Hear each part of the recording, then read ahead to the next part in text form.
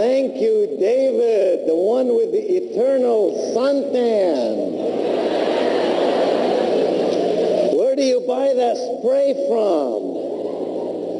Same place I get my hairspray, I bet, huh? It's so nice to be with you again. When somebody asks me what's the nicest thing that could ever happen to you in this world, it is, in fact, to invest your time, to visit with, to be with, to hold hands with, to walk down the pathway of success with winners.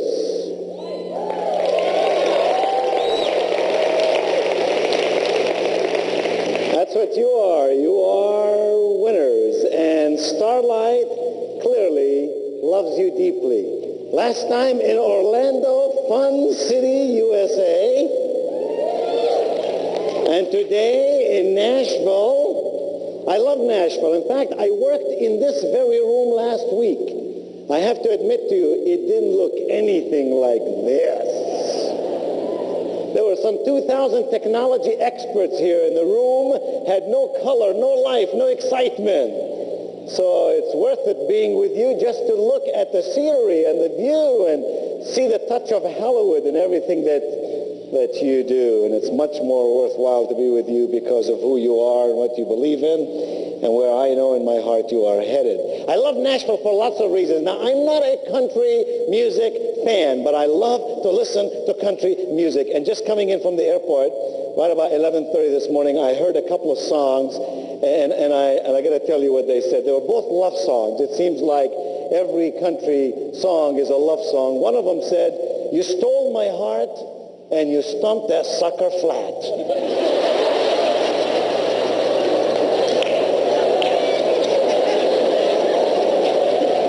Now, you know, for a Lebanese boy, that doesn't sound like much of a love song to me. And the other song I thought was even greater was some woman who was lamenting the fact that her lover had done her in. And she said, "I'm in the gutter now, but if I go back to you, that'll be a step down."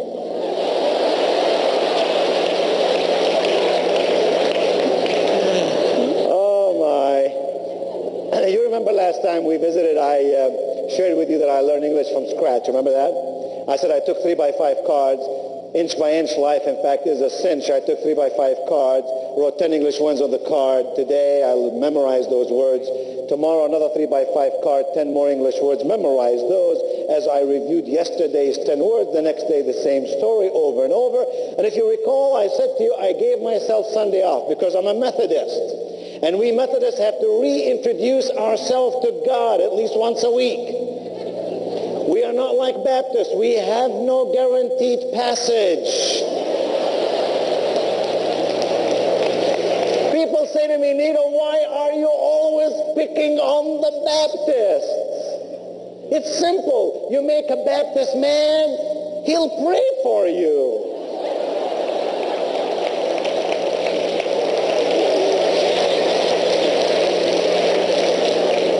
Make a Presbyterian mad, he'll tell you to go to hell.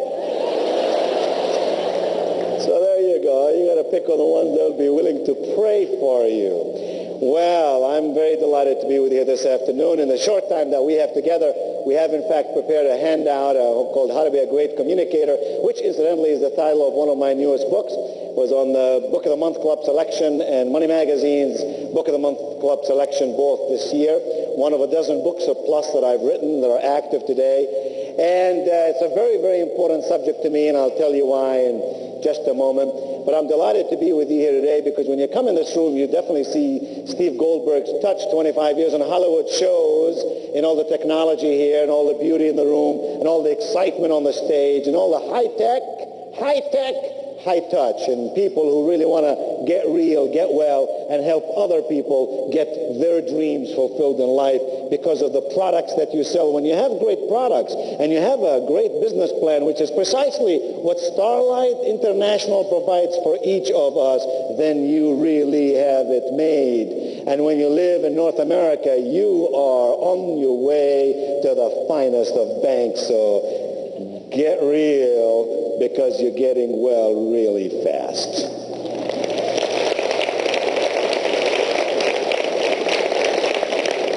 Let me tell you this. The 21st century is going to be unforgiving for the man or woman who is not confident. The 21st century is going to be unforgiving for the man or woman who will not be confident.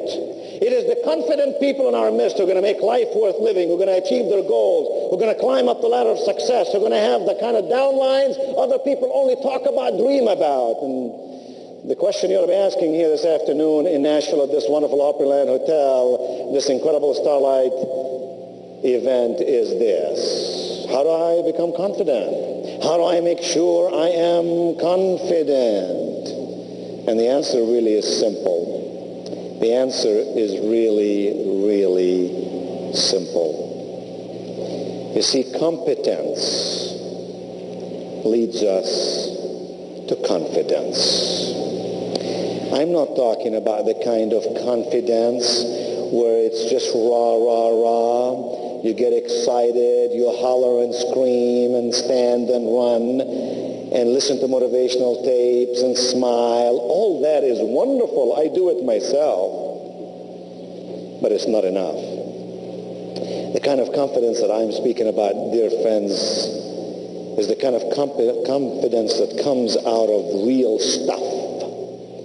Knowing your stuff and doing your stuff and doing it repeatedly so that your confidence really grows out of competence. Somehow when you're good at what you do, you feel confident in your life. Where does competence come from? It comes from knowledge. Don't ever miss one of these sessions. Don't ever pass a copy of the magazine that you don't read or a tape you don't listen to. It comes from skill. Seek the people who can teach you the ropes and learn them well. It comes from experience. Doing it over and over and over again in the right way, at the right time, with the right people. Knowledge, skill, and experience leads you and me to competence. And competence leads you and me to confidence. And here's the clicker. Confidence would lead you and lead me to commitment. That's what we got to do. Make a commitment. In my book called Stairway to Success, I make this statement, and I think it's a clever statement. In fact, scratch that. I think it's embedded with wisdom.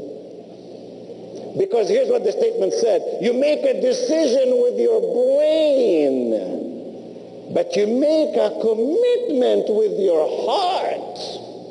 And then I will take it to another stage and to another stage. So as you stand up in just a moment, the only sound in this ballroom shall be my sound, just giving you instructions what to do next. Now you may stand up, make as much eye contact with as many people as you can, no words whatsoever, just make eye contact, pleasant, smiling faces.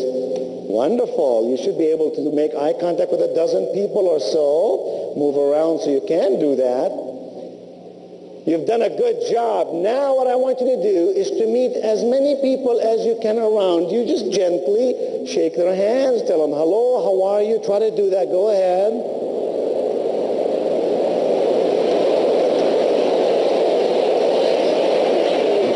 Okay, good job, good job. Now then, what I want you to do is those same people you made eye contact with, those same people you shook their hands and told them, how are you? I want you to imagine these are your long-lost friends.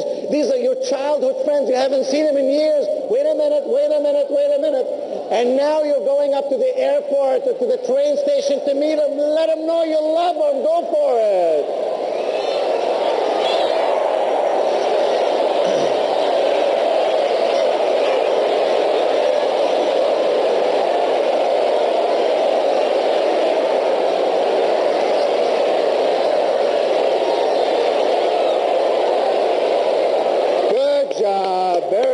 Help me clap. That's it.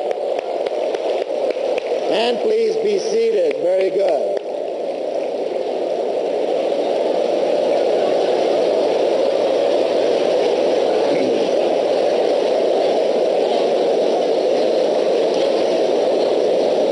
nice when you made eye contact. Some of you were falling in love. It was nice when you shook hands with others. But it was really, really good, wasn't it? Well, sure, it's easy for you to say that. You're sitting next to a good-looking dude. In fact, she's the one who begged me to do this exercise, you know. She's been writing me letters ever since Orlando. Do this exercise. Well, you know what happened the third time? We went beyond mere communication, beyond mere words. And what happened was we connected mind and soul and body. The essence of the process of effective communication rarely depends on words or merely eye contact. In fact, it exudes connectiveness. And you know how that feels. You know how it feels when you speak with someone and you walk away and you say, that person and I just sort of connected. There was something that pulled us together. I understood his wishes, his dreams, her aspirations, her fears, and he or she responded to me so magnificently, and we connected. And somehow when we connect with people, we no longer have to sell them anything or sell them on anything. Somehow when we connect with people, they sort of stand in line wanting to get what it is that you and I have in our life because they too want to feel that way. So really the magic is in our ability to connect, not just to communicate, to persuade, not just to sell. Now I'm going to work you through the workbook. This will be a work session. So if you have your workbook, you should now have it opened up to page number 1. And page number 1 should be titled The 7 P's of Selling. And I hope that you will write some things down. Let me tell you why. The palest ink is better than the most remarkable memory. We remember ideas, but for a short period of time. You got to write them down. I still use 3x5 cards. When I want to change a habit, learn an idea, I put it on a 3x5 card. I carry it with me for 21 days. I look at it 100 times a day. In 21 days, research shows that you and I can adopt new habits, and you and I can learn new stuff. So write it down.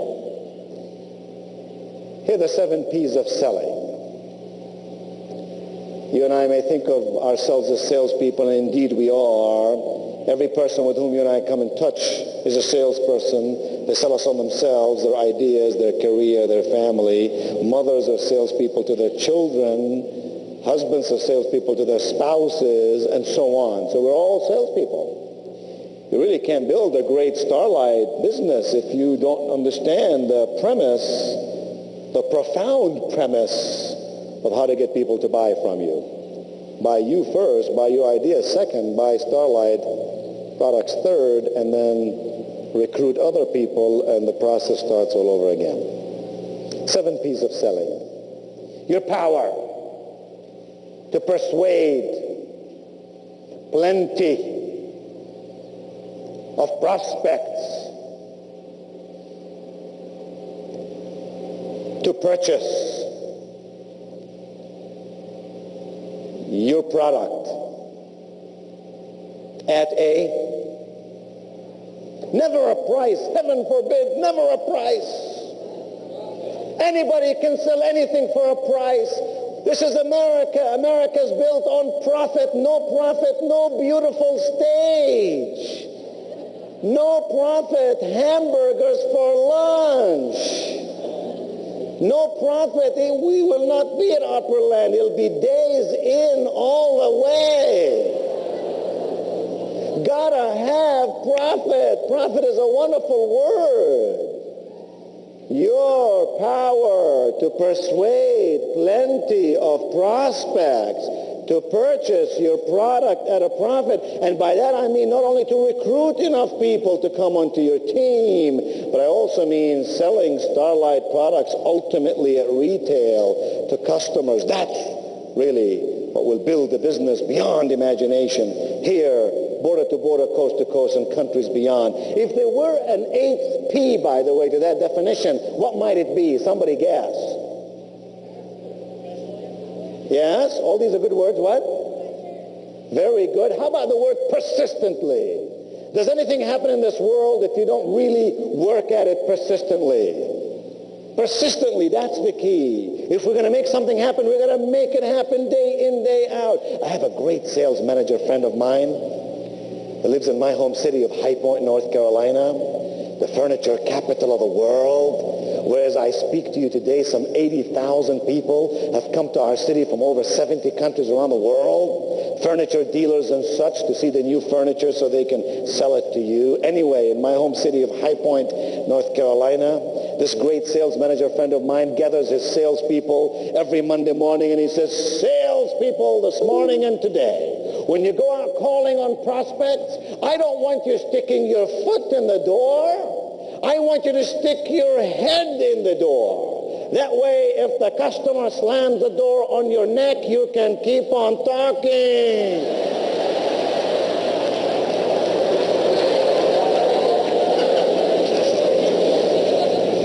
And that's what I mean by persistence. Your power to persuade. Did you notice in that definition, the word sell doesn't even exist? Did you notice that?